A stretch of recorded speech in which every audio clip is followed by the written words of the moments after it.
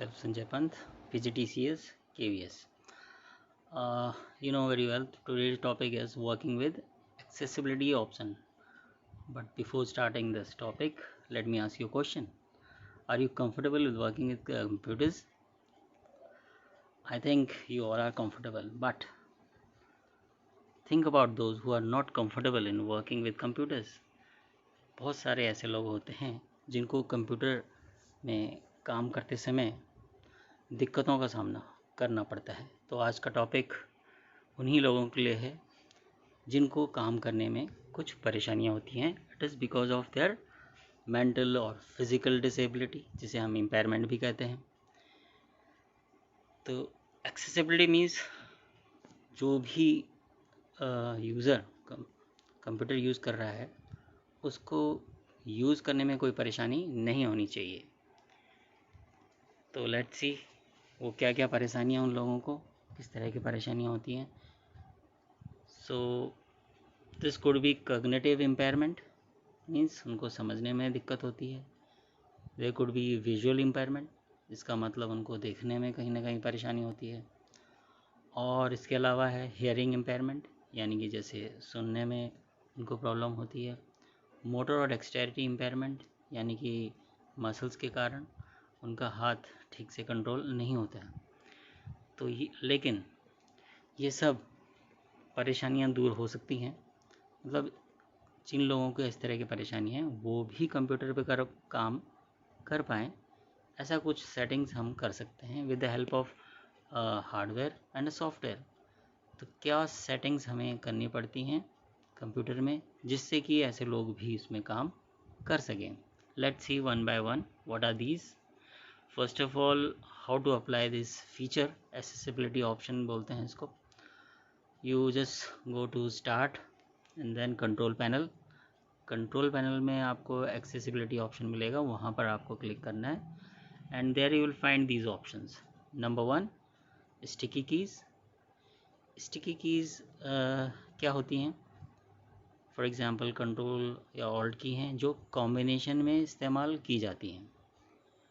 लेकिन यहाँ पे प्रॉब्लम क्या है कि सपोज़ जो यूज़र है उसका हाथ एक समय पर कंट्रोल के साथ दूसरी की नहीं प्रेस कर पा रहा है, वो एक टाइम में एक ही प्रेस कर सकता है। तो ऐसे के लिए, इस सिचुएशन के लिए हमारे पास सबसे अच्छा ऑप्शन ये है कि we should enable the sticky keys. तो स्टिकी कीज़ को जैसे आप इनेबल करेंगे तो आप एक टाइम में एक की को ही प्रेस कर सकते हैं बड़ी आराम से, और इससे जो काम कर रहा है उसको कोई दिक्कत नहीं होगी। For example, suppose this practical is given for you. Suppose user है, उसको नोटपैड में कुछ 4 लाइन्स उसने टाइप करी और उसको सारा टेक्स्ट सेलेक्ट करना है। तो उसके लिए कंट्रोल कमांड क्या है?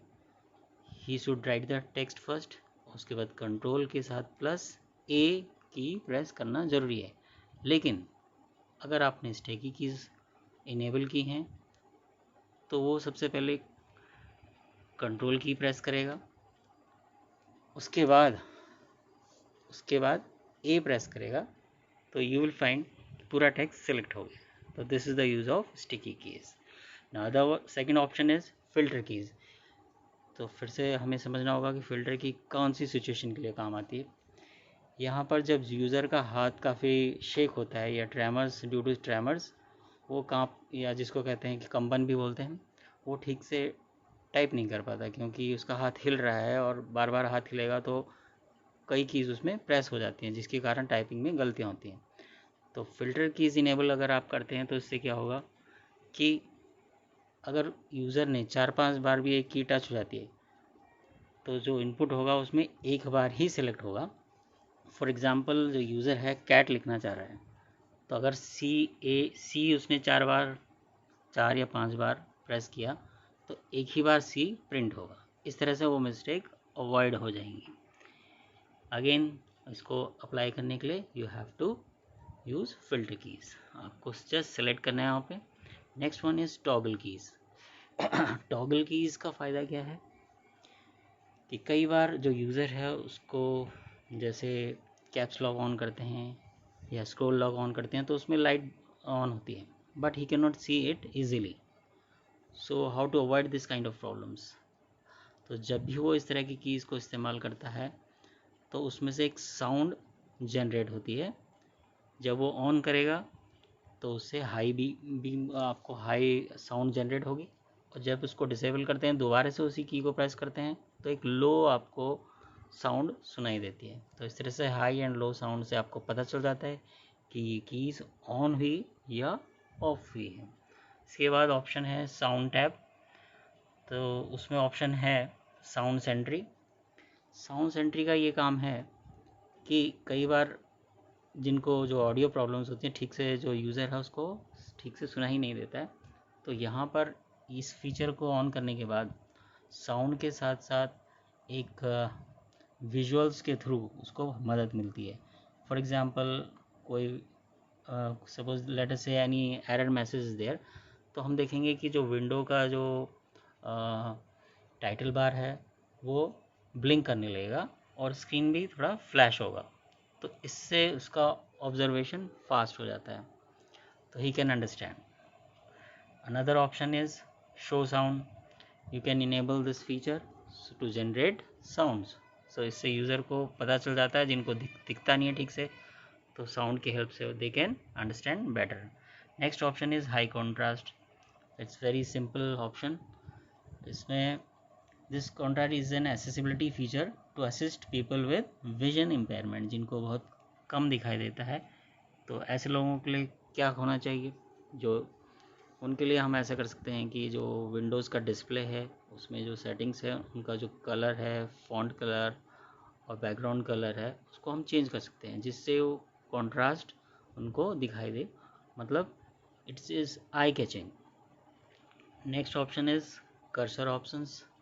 अगर यूज़र को कर्सर ठीक से नहीं दिख रहा है तो he can change the shape and size of a cursor, तो इससे he is able to do much better. Next option is mouse keys. ये ऑप्शन उनके लिए है जो लोग माउस ठीक से इस्तेमाल नहीं कर पाते या उसको हैंडल नहीं कर पाते हैं, तो माउस की जगह they can use numeric keypads. Just by pressing 2, 4 और 6 जो कर्सर होगा उसको प्रेस करने से लेफ़्ट या राइट मूव करता है, तो इसके लिए ये फीचर आपको इनेबल करना होगा।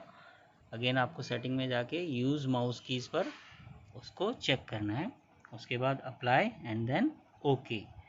Next one is general tab. This is common for all users. इसके बाद आपके लिए एक्टिविटीज़ है, आपको ये खुद प्रैक्टिकल चेक करना है।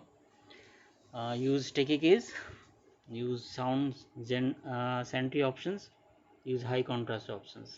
Thank you for today. Thank you.